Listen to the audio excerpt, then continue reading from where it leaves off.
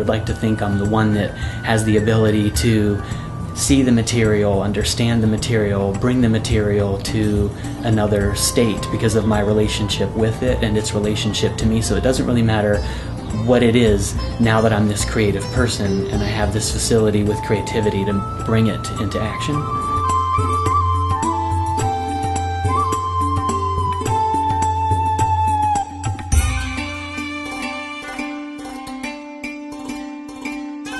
You will know that when this piece leaves here, it will be the best that you can create.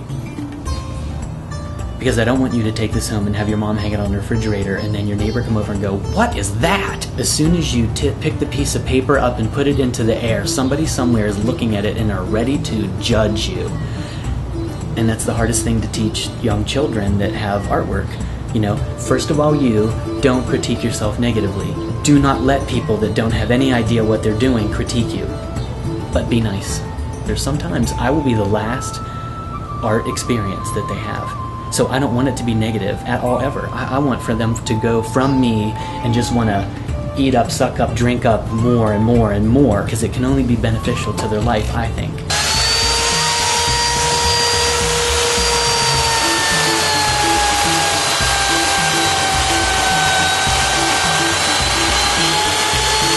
So fragile. It's probably the most fragile thing that I do. And getting to know its personality as a material.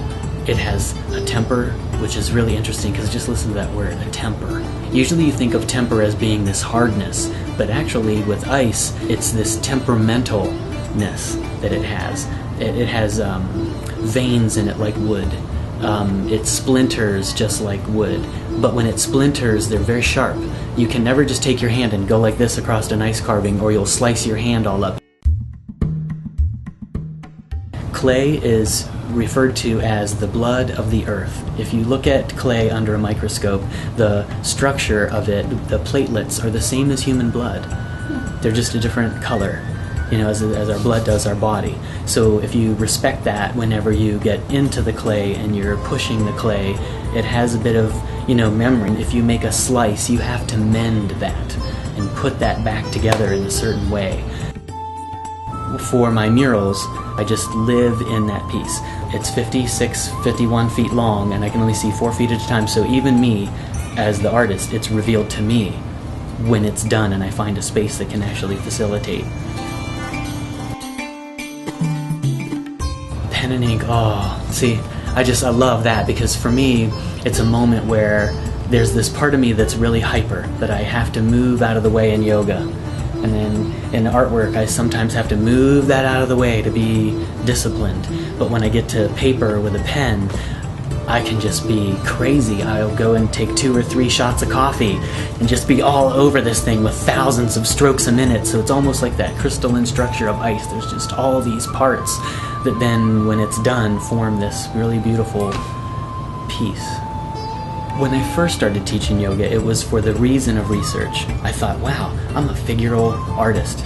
This is a way for me to watch how the body works. And yoga had this moment where they'd be, you know, in this posture, and I could just watch that work, and it would just be beautiful. I found early on there were 4 levels. You know, level 1, level 2, 3, and level 4, and if you weren't level 1, you were asked to leave. If you weren't level 2, you were asked to leave. So here I am in this yoga class going, this needs to change for me, and I think part of society doesn't work, because once you take that person out of that and throw them into life, when is it that way? Let's say never, because that's pretty much true. Be cautious, if the feet don't come up, that's okay. I constantly, Ron, is this where you just always stop? And if it is, how can you go that one step further? In order for yourself to be inspired, you need to continue to be inspired. You need to be there, and you need to be moving and doing and participating. Maybe you'll fall, and if you fall, I hope that everybody lives life that way. Stretch, and if you fall, just get right back up. Life is so much more exciting than being fearful.